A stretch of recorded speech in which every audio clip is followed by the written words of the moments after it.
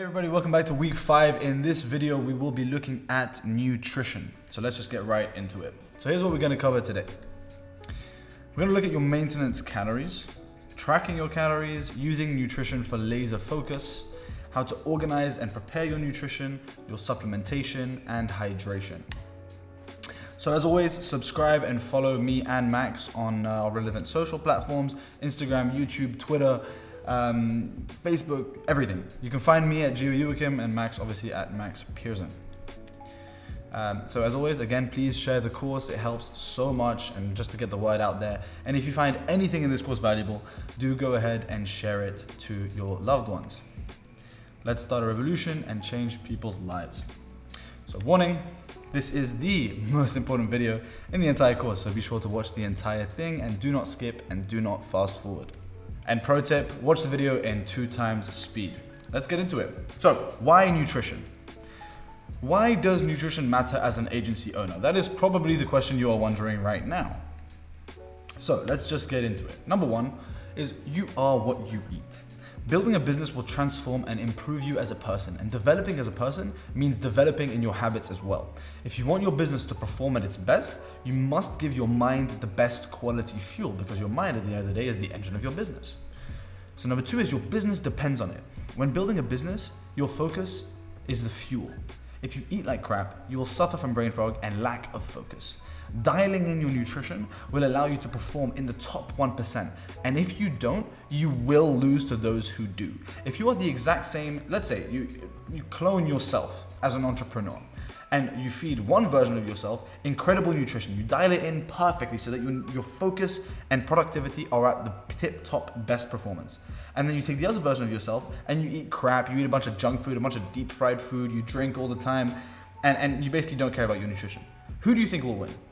Let's be honest. You probably have the correct answer to that, so let's just keep going. Number 3, good nutrition is a performance enhancing drug. People, especially entrepreneurs, always look for supplements to improve their productivity, when one of the biggest difference makers to how well you think, focus, concentrate, produce, and act is the very food you put in your body.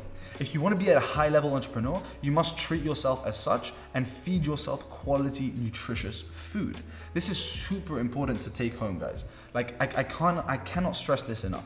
You have so many entrepreneurs who spend their time looking at modafinil, which is one of the sort of limitless pills that you take, and it's essentially a concentration enhancer. And they're sleeping 5 hours a night, they're eating like crap, and they're overworking themselves. And they look for pills, they look for drugs as the medicine, but it's not. Really, the foundational aspects that you need to fix that will make the biggest improvement, more than any freaking drug that you can take, is the nutrition you put in your body and your health overall. So your sleep and also your exercise that we're going to talk about in the next video after this. So moving on, again, it all feeds back into energy. If your fuel sources are optimized, your energy will be through the roof, which in turn will make you a more powerful person and entrepreneur. This is so crucial, guys. Like, would you rather live your life with poor energy, feeling like crap all the time, or would you rather be laser sharp, the best version of yourself that you can be? I think it's pretty clear. So this is why nutrition is so important as a person and as an entrepreneur. So diving into your maintenance calories, what we're going to split this up into is we're firstly going to look at the physical aspect of nutrition. So how you can use nutrition for essentially deciding how your body looks on command. You want to put on muscle, you want to lose some fat. This is going to cover the basics of that, and then afterwards we're going to look at sort of your focus and how well you can dial in your nutrition for mental performance as well, which arguably is the more important of the two as an entrepreneur. But we'll dive into that in a bit. So, maintenance calories. Part 1. What is it? Simply put, is the amount of calories that you burn on a daily basis. If you eat at maintenance calories, your fat stores will theoretically stay the same. Why it's important? Knowing your maintenance calories will allow you to dictate how your body looks on command. Want to lose weight? Eat less than your maintenance calories. There are absolutely no exceptions to this rule. I want to make that very, very clear. If you are not losing weight, you are not eating under your maintenance calories. So, how to find your maintenance? Finding your maintenance calories can be a tricky process, and some people have put forward a formula of your body weight in pounds times by 15 is your maintenance calories. So if I show you an example of that, we can exit out of here and go to the calculator. And so let's assume that you weigh 175 pounds, which is around 74 kilos. If you times that by 15, you get 2,625 calories. So theoretically, according to this formula, your maintenance calories at 175 pounds will be 2,625. And let's say that hypothetically you wanted to eat at a 300 calorie maintenance, you would eat 300 calories less than this. So you would do this minus 300. And so you would eat at a 300 calorie deficit, you'd be eating 2,325 calories. However, as I was mentioning, you must take note that this is not accurate and is very, very generic. Maintenance calories can differ hugely from person to person. You can have person A of 175 pounds and person B of 175 pounds, and they could be burning vastly different calories by doing roughly the same activities. And so, as I said, maintenance calories can differ hugely from person to person. Therefore, I have to warn you, if you do use this method, please understand that it is only a starting point. It doesn't necessarily mean that you and your maintenance calories are exactly the number that you get from the calculator. This is very important to understand. So the second way of finding your maintenance calories, and this is the most accurate and my personal preferred way of doing this, and this is the way I use it for my clients, is assuming that obviously you're not gaining or losing weight. So if you're in a period of time where you've been at the same weight for a long period of time, is to track everything that you eat, everything that you put in your mouth and you digest. I want you to track that and essentially take an average from day to day. So let's say on day 1 you eat 2,600 calories, day 2 you eat 2,400, and so on and so forth. You take all those days throughout a week, maybe 2 weeks. The longer you do, the more accurate it will be. And then you divide that by the number of days that you tracked for. And this will give you a very good sort of read on what your maintenance calories are. And again, this is assuming that you aren't gaining or losing weight in that period of time. So also it's important to track your body weight through this period. And using these two in conjunction will be the most effective way of gauging and finding your maintenance calories. So for example, let's say you use this the formula, body weight in pounds times by 15. And then you get, let's say, 2,500 calories. What you can do is you can try that out and you can eat at 2,500 calories for maybe 2 weeks or so, tracking your weight every day, and you see if there's any significant changes. If your body weight is going up, 2,500 is a calorie surplus, so you got to bring it down to get to your maintenance. If your weight is going down, then it's probably a deficit.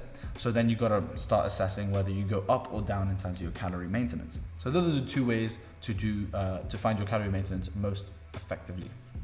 So now we're going to look at how to lose fat. If your primary goal is to lose fat, then your aim is to be in a calorie deficit, or in other words, eating less calories than you burn on a daily basis. And that being said, you do not want to exceed a 500 calorie deficit. So for example, let's pull this up on a calculator. So let's say you're at a 2,500 calorie maintenance. You do not want to go under 2,000 calories, so as I've shown here. And the reason for this is because this is slightly too harsh, and it's at the point where it's getting too harsh, and this will have negative effects on your health and performance. So, certain symptoms that you could start to feel serious fatigue, also some form of brain fog where it's, you lack focus. Your sleep may start to hinder, and your quality of your sleep may not be as good. And all of those can be symptoms of going in too harsh of a calorie deficit. Also, just your energy is going down, your lifts in the gym are decreasing as well.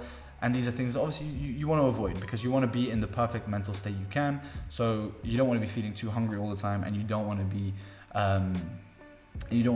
feeling fatigued. Because at the end of the day, we're not doing this in order to be, world-class bodybuilders and to look, 3%, 5, 6, 7% body fat and be shredded. So if you are feeling hungry and tired all the time, likelihood is you are doing something wrong, and either you are in too harsh of a calorie deficit, or you've reached kind of your genetic set point, and it's just your body's way of telling you that it doesn't want you that lean. And that's only in cases where you're getting pretty lean, so like around the 10% body fat mark. So then we want to look at how to lose fat and build muscle at the same time, or in other words, body recomposition. The same concept applies here, with a small caveat, however. When looking to execute a successful body recomp, you do not want to exceed a 200 to 300 calorie deficit, because this will make it very difficult for your body to recover well, and thus not allowing you to build back the muscles that you are breaking down in the workouts. Example, If your calorie maintenance is 2,500, you do not want to be eating less than 2,200 calories. So in this case, the losing of the fat is going to be a slower process, but you're taking a slightly slower process in terms of losing fat for the advantage of also adding on more muscle than you would in a 500 calorie deficit. And so in this situation here, you'd be in a position where if you're doing everything right, you should be losing fat and gaining muscle at the same time. And also to note, this is usually what I would recommend for beginners who are potentially a bit overweight or not happy with the way they look. Body recomp is a very, very good way to go. Or if you're too skinny, another thing to do is how to gain muscle. So now you're looking to put on some weight. So if you're looking to build muscle as your primary focus, you do not need to bulk. So in the traditional sense of eating 1,000 calories extra, of stuffing down burgers and candy, because you think that that's the best way for you to go about putting on muscle. It's not at all. And so you don't need to eat in a large calorie surplus. So as I mentioned, that's eating more calories than you're burning on a daily basis. Eating at or just slightly above your calorie maintenance is plenty. Now we'll touch back on this later. So now what I want you to do right this moment is to pause this video and I want you to calculate your maintenance using that formula, or you just start tracking your food. So get MyFitnessPal, get yourself a food scale and start tracking your food, altering your nutrition on physical performance goals. So we previously spoke about losing fat and in terms of maintenance calories, but now we're going to speak about it again and look at another factor. So previously we spoke about calorie intake. However, there is one other primary factor involved, which is protein. Eating a higher protein diet will allow you to feel more full and recover from your workouts more efficiently, thus allowing you to keep on as much muscle as possible during a harsh calorie deficit. You want to aim to eat between 0.8 to 1.2 grams of protein per pound of body weight. So for example, if we pull up a calculator again, and we do say 175 pound male times by 0.8, you want to be aiming for at least 140 grams of protein, 1.2. So between 140 and 175 grams of protein is plenty. Believe me, you don't need more than this for multiple reasons that we are going to touch on in a bit. But this is a very, very good range for building muscle. So now looking at body recomp, again, is in this case the same principle applies when it comes to losing fat and protein. You want a high protein diet in the same way that you would when you are sort of cutting down and looking to lose fat. You want a high protein diet for multiple reasons. Firstly, the fact that protein takes longer to digest, and so it keeps you full for longer, so it's more satiating. But also, it will allow you to keep on as much muscle as you possibly can during a calorie deficit. And don't believe what they tell you when they say that you cannot put muscle on when you are in a calorie deficit when you're losing weight. That is not true. You most certainly can. So keep that in mind. And again, you want to aim for about 0.8 to 1.2 grams of protein per pound of body weight. This is a very good range to aim for when you're in a calorie deficit. Building muscle at maintenance or in a slight calorie surplus. Here, protein is still obviously the essential building block for muscle recovery. However, you get something called a protein sparing effect. This is where by eating more carbs and fats, your body can use a higher proportion of the protein that you eat for building muscle and for muscle recovery, therefore not needing as much as long as the calories stay the same. So let me break this down. If you have two people eating at 2,500 calories, but one person eats more protein than the other person, and the other person eats more fats and more carbs, your body will take some of that protein and convert it into energy that you will use for just energy in your daily life. Whilst the other person will have more of the fats and more of the carbs being used for energy, and more of that protein, a higher proportion of that protein, will be used towards building back muscles. Both methods are the same, but just keep in mind that when you're at maintenance or you are in a slight surplus, you don't need to get 200 grams of protein. You don't need to be aiming for 1.2 grams of protein per pound of body weight.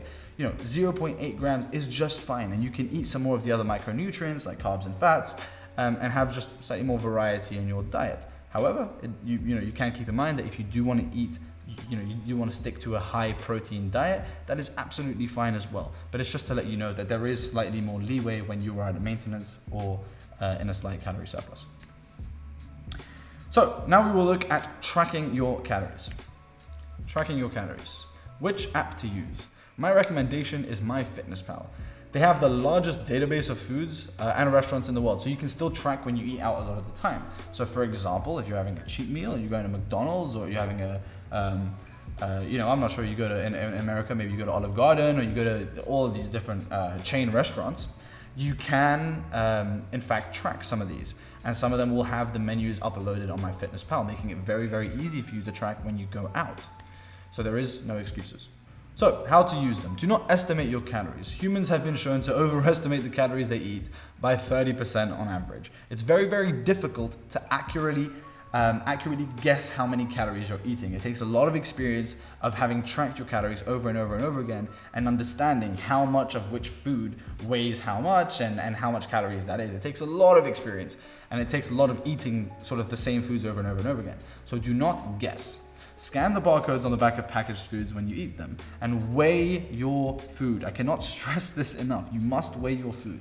Don't guess. Another thing to note is that you must track your food raw. All of your food must be tracked raw. This will allow for more consistent tracking of your food. And here I have quoted Mac's example, and the reason is because Max used to there were periods of times where he would like to snack on olives, and he wouldn't track that, and that would throw off his calorie tracking by about 100, 200 calories. And you may not think that that's a lot, but that makes a very, very big difference. And he would also guess when weighing certain types of foods rather than weighing them, and this would throw off the calories a lot, which is why at first we've had incredible progress with Max in terms of cutting down a lot of fat, but at first it wasn't as consistent and as sort of effective of a process because we weren't tracking every single thing that was going on in his body. But as soon as we did, we saw incredible improvement. So I cannot stress this enough. I'm gonna have to reiterate this point. Please do not guess the foods that you eat. Track everything. So now we're looking at common mistakes. And I'm looking at some of you right here because I know some of you do this. So, tracking some food cooked and some food raw. This is a big mistake. Because when you cook certain types of meat, certain types of vegetables, certain types of whatever food, when you cook it, oftentimes it loses a lot of fat and loses a lot of water. So then if you track it as raw, when it had a lot of water content, and then you weigh it and then you eat it cooked, it has less water in there and therefore a higher density of calories. So that's very, very important for some of you to take home. And you must be tracking your food raw and weighing it raw. Another thing is not tracking snacks. So let's say you go to your kitchen, you have a few bites of something, and then you go back and you do that a few times in the day. Depending on what you're snacking on, that could throw off your calories being tracked by 300-500 calories. It's very, very important to track your snacks. Now, not weighing your foods, you just put in 100 grams into the MyFitnessPal because you think, it's close enough. But in reality, you ate 200 grams and you're eating, almonds, and so you're off the calories by about 300-400. This is very, very, important stuff that you must take home and you must, really absorb.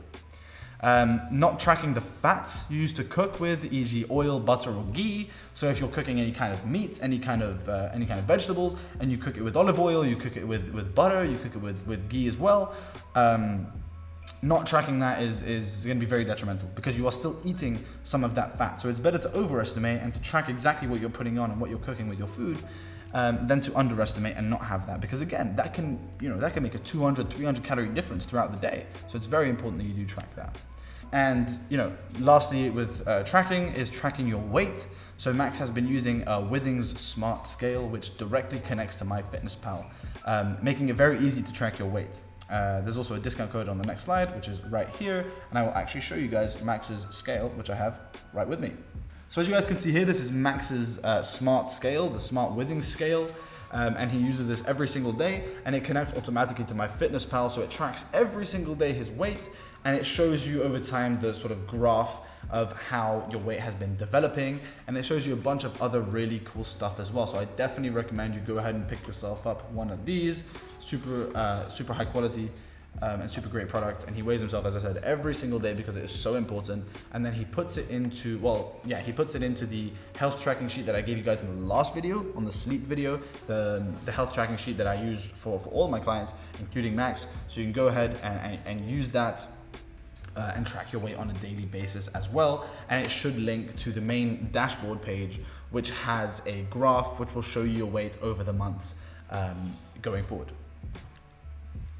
So next we're going to look at gut health and nutrition for laser focus. Using nutrition for laser focus.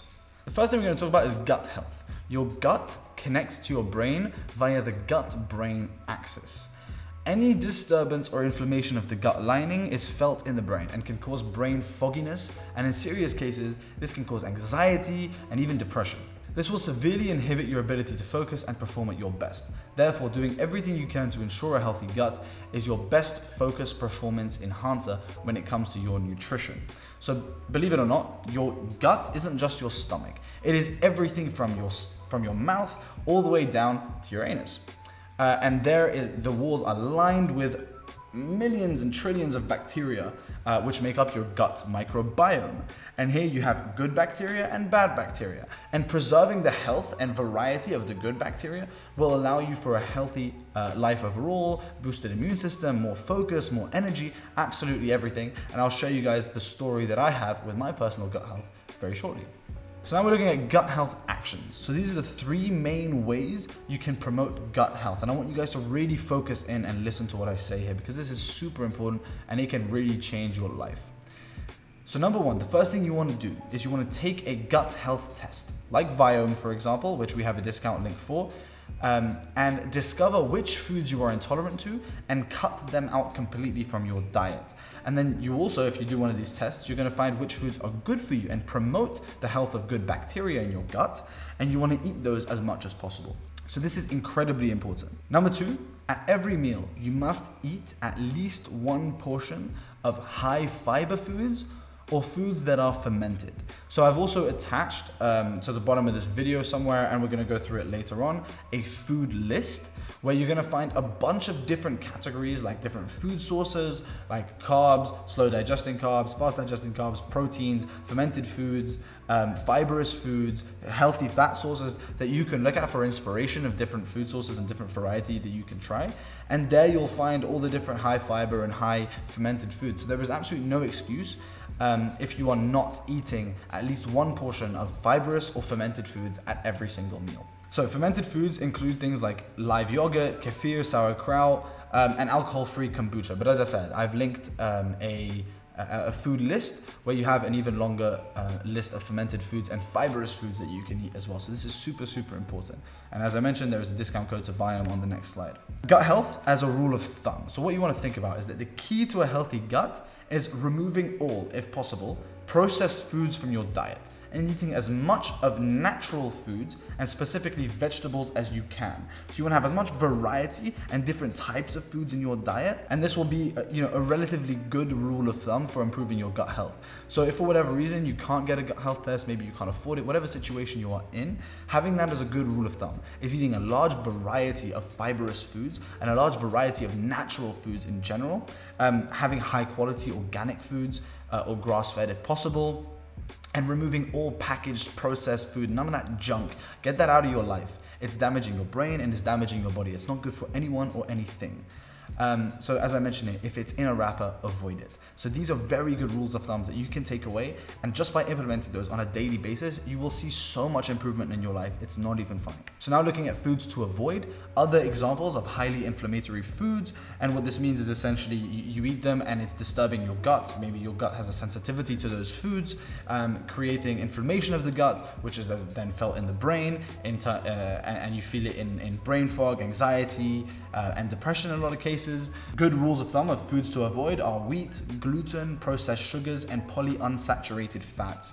I've put a list in the PDF of food lists to this video, where you're going to find included is a list of foods to avoid and that I want you to avoid at all costs if possible. Obviously, there are some times we have to let go, but if you're really in a period of time where you are dialing in your health and you are trying to perform at your best, if you eat the foods on that list, you are simply doing yourself a disservice. So as I mentioned here, this is the link to the Viome, which I will take you to now. So the Viome Gut Health Test. So this is the Viome Gut Health Test, the Viome website. There's 3 different tests that you can look at. So you can pick which one is best for you. Obviously 3 different price points.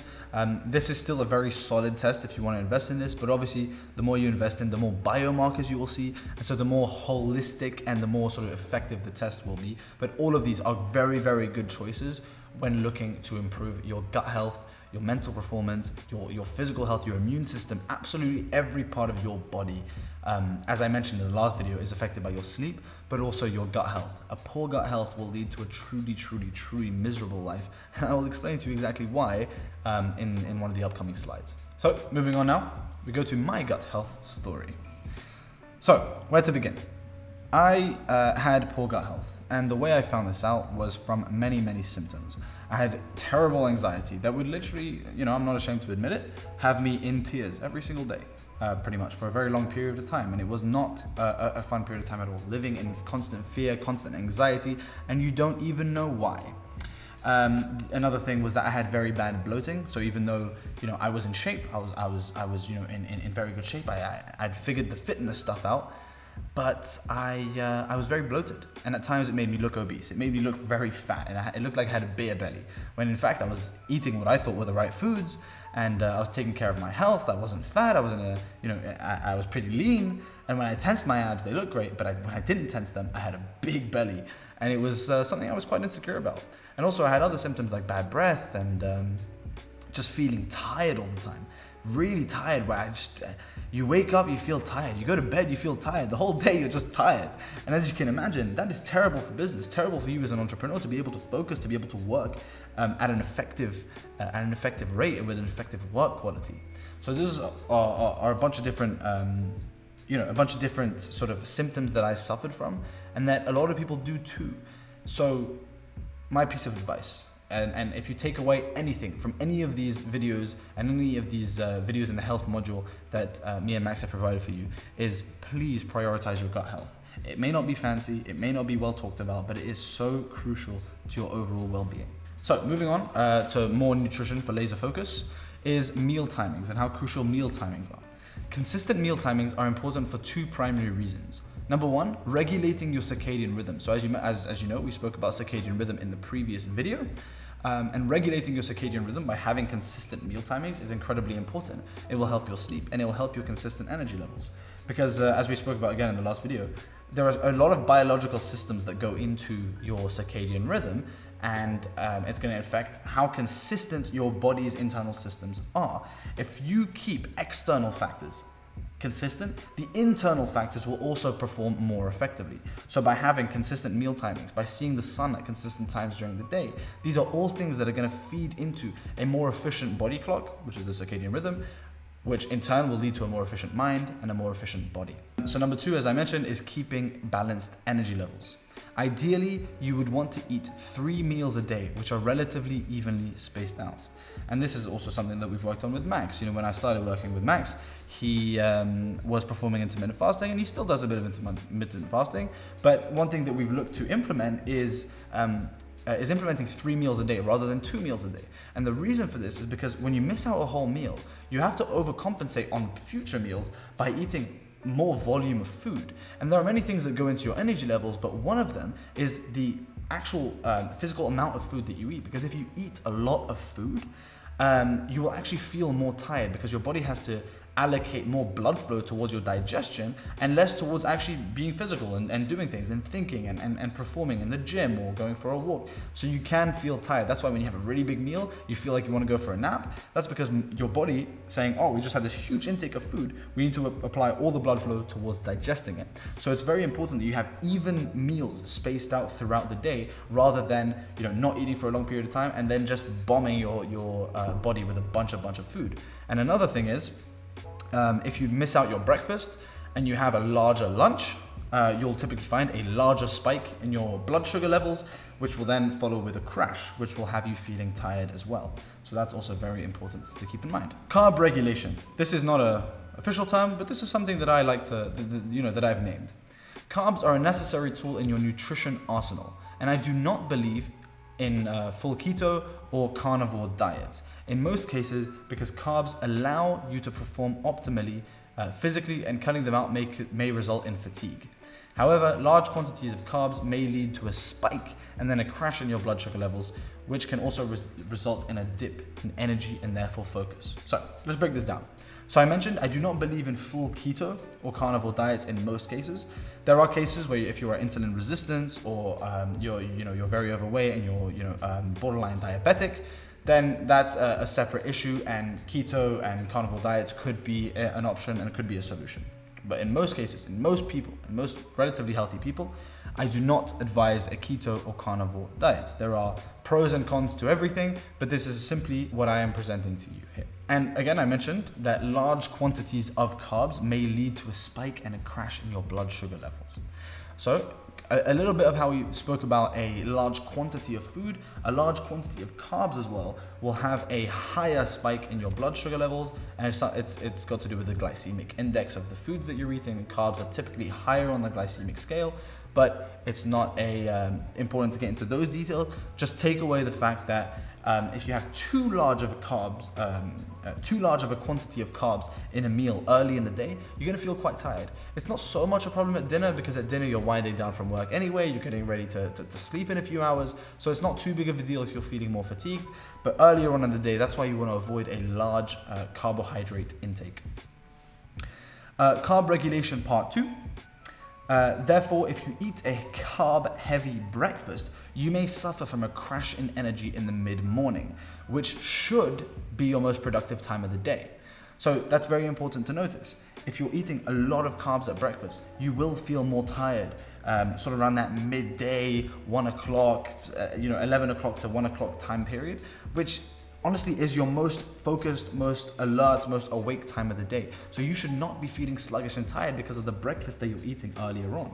So it's very important to keep that in mind.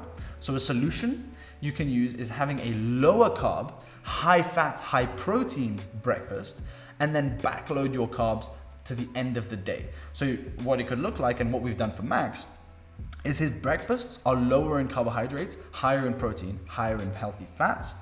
And then gradually, as the meals go on, the carb increases and the fat slightly decrease. So, for example, breakfast will have very little carbs, lunch will have slightly more carbs, a little less fat, and then dinner will be the most carb-heavy meal of the day. And the reason for this is because we still want carbs to replenish your muscle glycogen stores, which will allow you to perform optimally in the gym the next day. But at the same time, you are making sure that your energy levels throughout the day are staying consistent by not eating too many carbs earlier on in the day. Then we want to look at healthy fats. A wide variety of healthy fats in your diet and at every meal is crucial for optimal brain function and focus. They also help boost the health of vital hormonal systems in your body. So for you guys out there and girls, if you don't have a sufficient amount of healthy fats in your diet, your testosterone will crash through the ground, and you will feel very, very, very crappy. And you'll see a lot of different systems in your body start to suffer by not having good quality healthy fats in your diet and at every meal. So sources of healthy fats that you should include every day are avocados, olive oil, grass-fed butter, salmon, grass-fed beef, eggs, etc. There's tons and tons on the food list that I've shared with you again at the bottom of this video, and that we're going to go through later, that you can go there for some inspiration on different healthy fat sources that you can look to implement. It is so crucial. I do want to reiterate this. Healthy fats are not bad for you. Fats are incredible for you, and fats, especially for brain function, your overall immune system, your focus, the way you perform. Healthy fats are key. So now we're going to look at how you can physically go about organizing your nutrition and actually physically preparing it from a logistical perspective. So you have a few main options when organizing or preparing your nutrition. How to organize your nutrition. Number one is a meal prep service. Now, keep in mind, this is the priciest and the most expensive option of the options I'm going to show you now, but do keep in mind that as soon as you start making money with your agency, you're at about 5 to 10K per month, whatever it is. If you find that it's in your budget to outsource your meals to a meal prep company, it is absolutely crucial and honestly life-changing. And one of the biggest things that we've done for Max is to do that, because it has saved him so much time on a daily basis, because he doesn't need to think about his food. All he does is he shops for some extras at the store once a week, but then other than that, he pops his food in the microwave, eats it, and that's it. He's good to go. And he carries on with his day, and he can get to work quicker, take less time away from work, therefore keeping himself in a more focused state. And also the added benefit of basically no cleanup afterwards after cooking. So this is the easiest and most practical way of systemizing your food. Finding a high quality meal prep service that will take care of your food will save you hours of your week. It will literally be life changing as an entrepreneur. And the downside is that in many cases it can be the more expensive option. And you also, one thing you want to be careful of is when you are getting a meal prep service, you want to make sure that it is a high quality one and that they use high quality ingredients, which again you will have to pay for and it will be slightly more expensive. But you do want to ensure and you do want to make sure that the foods you're eating are of quality, because the quality of the foods you eat will determine the quality of your thoughts, the quality of the way your body operates, and everything in between. So the second option is DIY meal prep. This is in many cases the cheapest and most effective way of handling your nutrition. Preparing food in advance and storing it in the fridge for later can be very effective. So you can essentially make your food in bulk. You can cook some and leave it in the fridge and then defrost it, or you can just keep it in little Tupperware boxes, keep them in the fridge. Cook on Sunday, just do your cooking for the week, have it ready, keep it in the fridge, and then when you want to eat it, pop it in the microwave, heat it up, and eat it. Sometimes it's not going to be the freshest option, but it's the most effective if you, if meal prep services aren't possible for you, you essentially want to recreate that at home. And again, you can do this by using the food list. If you're unsure of what to eat and you don't know, what fat sources am I going to eat today, what protein sources am I going to eat, in the food list there are, so many options that you can choose from. Number 3 is cooking on the go. This is where you cook your meals fresh every single day. This takes the longest time, although the food will tend to be fresher and taste nicer in many cases. So this is, as I said, come breakfast time, you cook your breakfast, then you clean up, then you cook your lunch and you clean up, and you cook your dinner and you clean up. As you can see, it's not the most time effective, but the food will taste nicer. But if you are looking to optimize your time that you can put back in the business, it's best to maybe look at options 1 and 2.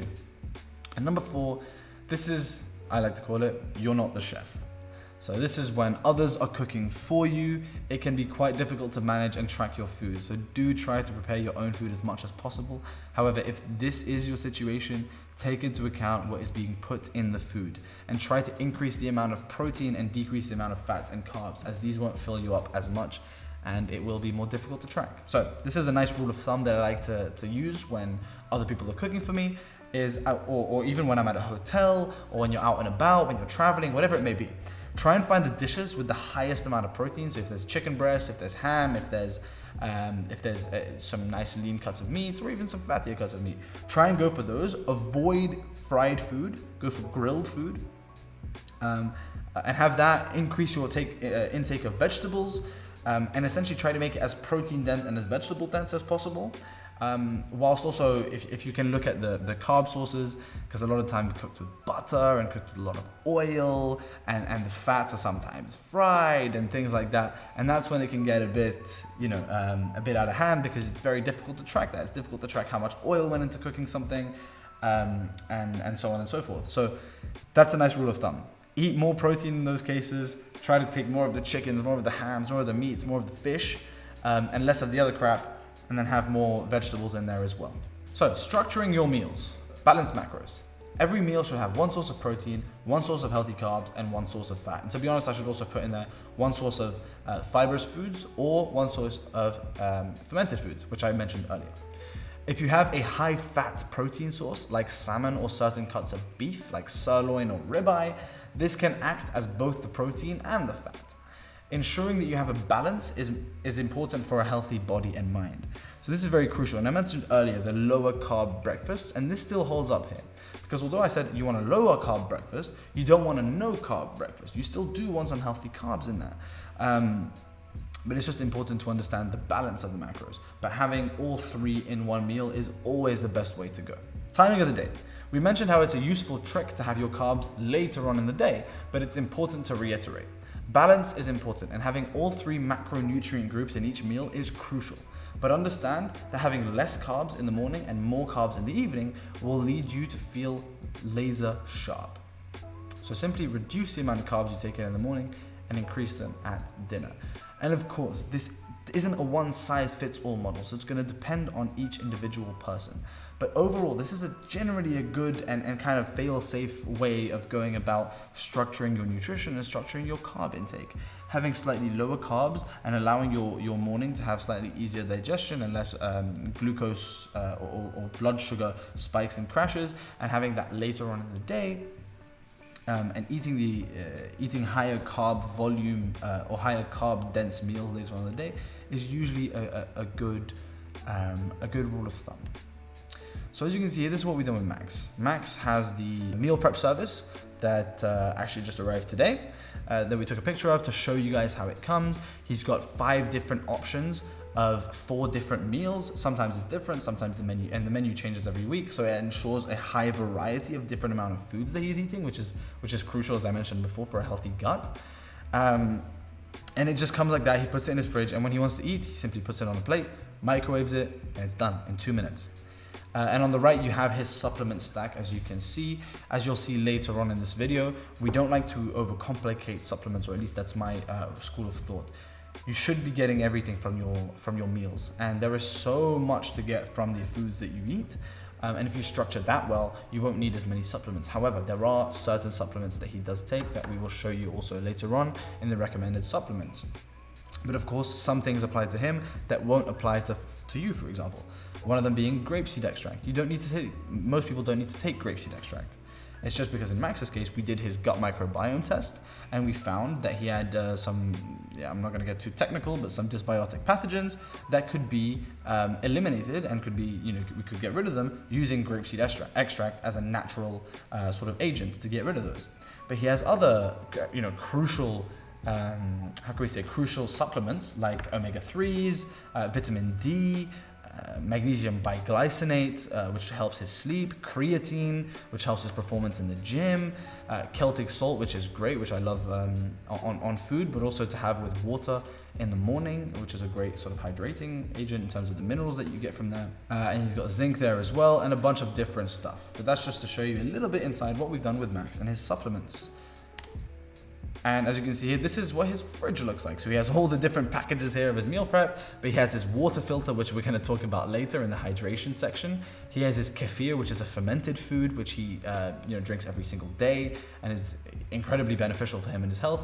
AG1, which is a kind of a very good vitamin and mineral sort of greens shake that he has for his gut as well and overall health. Greek yogurt up there in the top left, eggs down here, butter for some healthy fat. You got some grass-fed butter there, some organic butter, which is incredible for brain function as well.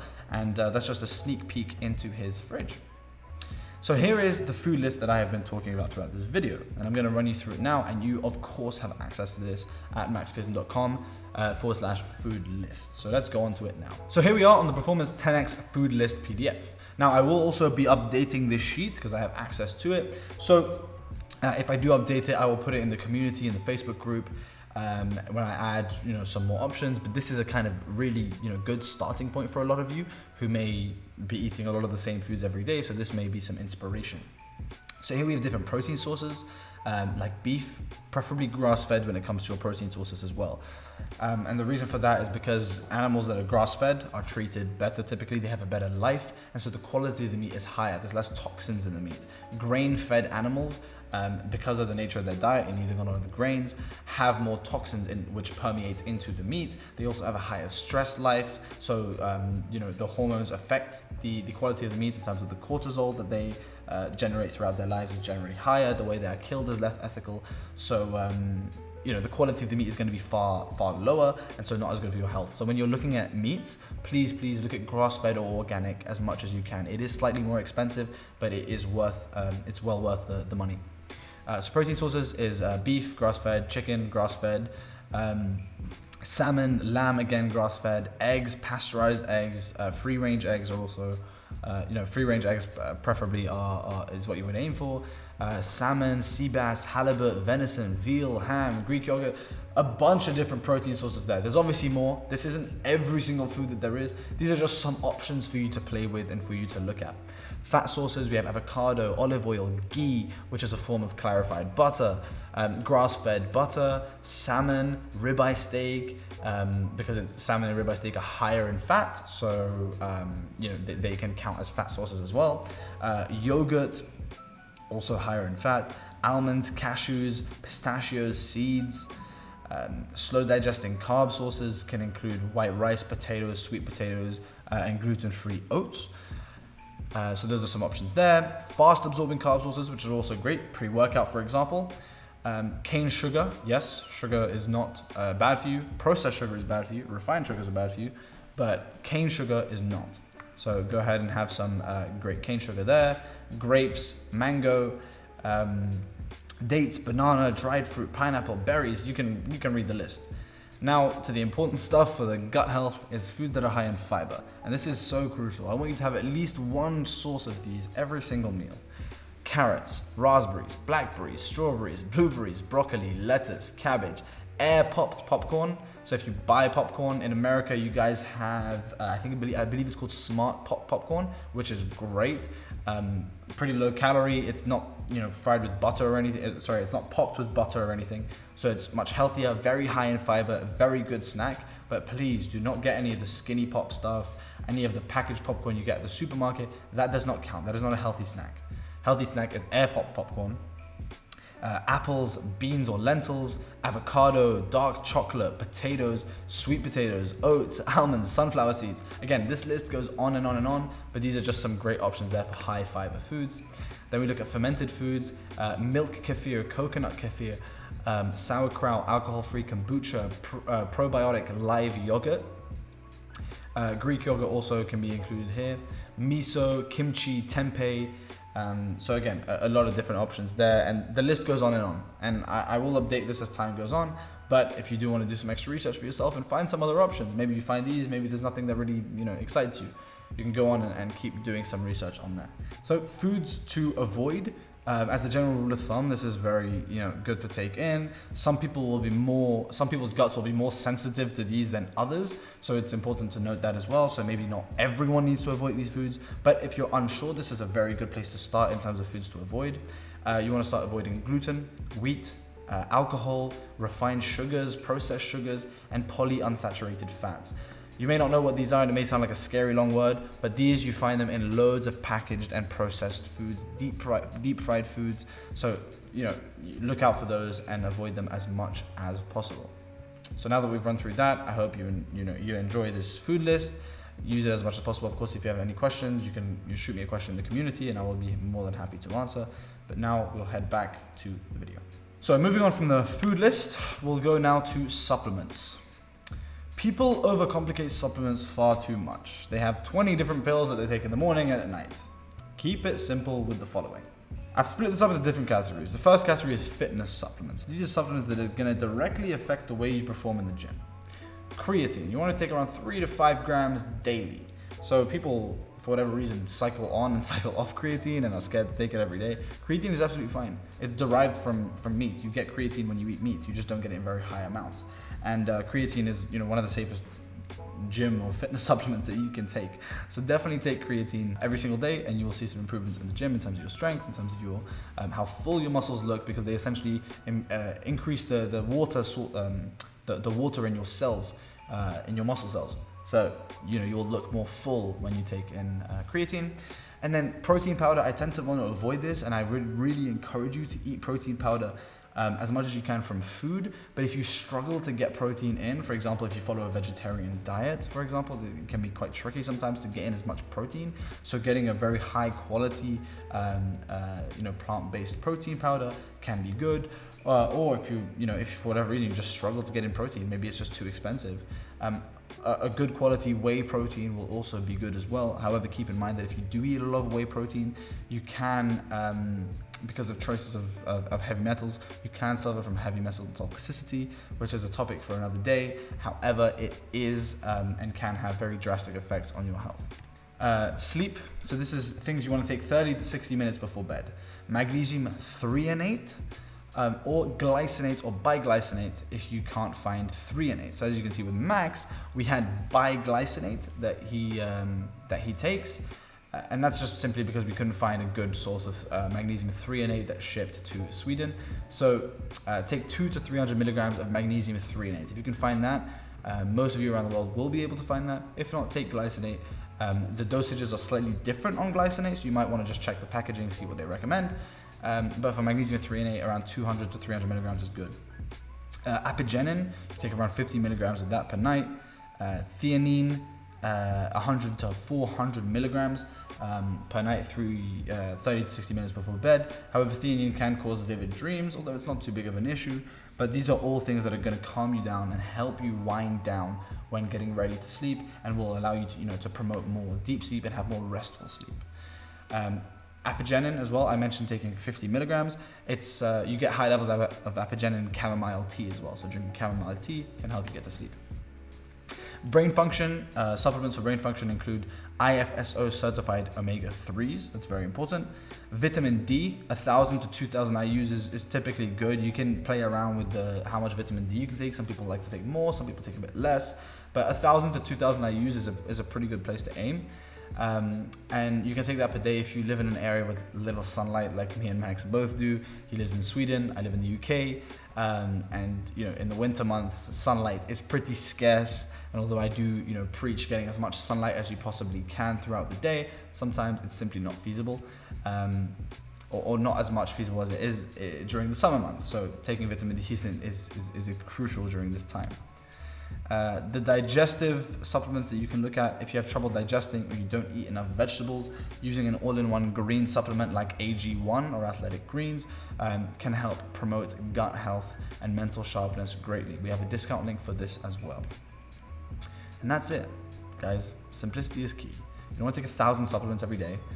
A relatively simple fitness supplement stack, relatively simple sleep stack, brain function stack, all of this. You don't need more than that. It's simple as. Obviously, there are different cases, like with Max, by doing different blood tests and doing different gut health tests, you will find that you need different supplements, and that's totally cool. But I'm saying just for the average person looking to improve their health, you don't need more than this. Everything else you can get from your food for the most part. So as I mentioned, here's AG1, and this is the discount link we have for you guys here. So let me take you guys there now. So as you can see, this is the website of Athletic Greens, or AG1, which is the name of the product. And you can go ahead and sign up to a subscription for AG1, and you get it every month, and you take it every single day. And it's absolutely great for you from many different perspectives. It's got so many different vitamins and minerals that are essential for health. And it also promotes, because it's a prebiotic and a probiotic, it promotes healthy gut, it promotes all kind of healthy functions throughout the body. So definitely look at getting AG1 if you can. If you cannot afford it at the moment, as I said, as soon as you start making some decent consistent money with your agency, please look into this. It is essentially takes a lot of the stress away of having to think too much about different supplements. It's got a very good amount of things in one convenient scoop that tastes amazing. And it's also backed by a lot of very credible people. Joe Rogan, you may know. Andrew Huberman, who's incredibly intelligent, takes it every day and is also sponsored by them, and he's a big advocate of what they do. So definitely look into AG1. So moving on now, we're going to look at hydration. Hydration. Why is it important? This is very important, and you may be wondering this. Staying hydrated is key for physical and mental function. After all, water does make up 70% of our bodies, as some of you may remember from school. It's not simply about drinking when you're thirsty. You must have steady levels of hydration throughout the day. So if you're thirsty, it's probably because you're already a bit underhydrated, if you will. You shouldn't wait till when you get thirsty. You should be drinking consistently throughout the day, and I'll give you a kind of general protocol to stick to if you want to do that. So how much water should I drink? As a general rule of thumb, drinking 2 to 3 liters a day, which is about half a gallon, is a very good range to aim for. Drinking water first thing in the morning, around 500 milliliters, and then spacing out the rest throughout the rest of the day is a great way to think about your hydration. The type of water you drink is very important. Tap water is not your best option, as many places will have you believe. Tap water is not your best option. It has trace amounts of heavy metals, microplastics, fluoride, and other toxins, which in large volumes can cause various problems, including brain fog. A great solution to this is to get a water filter and use that to filter your water before drinking it, in the same way that we've done with Max. As you can see in the picture of his fridge, he had that water filter in the top right, and he keeps that full at all times so that he can keep consistently drinking. And he also has a water bottle that he has with him around the house when he is working. So please do that and take care of your hydration. It is crucial. If you don't stay hydrated, and if you are underhydrated on a daily basis, you will not be able to perform in the gym. You'll feel very tired. Physically, you'll start to feel really tired, real sleepy around 4 or 5 p.m. When you should still be relatively awake. So start drinking water if you don't drink enough of it, and make it a priority. Have a bottle always next to you. Have a bottle on your desk. Make it a point of focus to consistently drink water every single day. And we also have a link for you here to get a water filter, which we can go check out now. So this is an example of a Brita water filter. So if you want, go ahead and purchase this one. But there's a bunch of different options that you can look towards. But this is always a solid one as well. Brita is a good company and make relatively good products. So this is an option for you there. And I would definitely recommend you getting a water filter as soon as possible.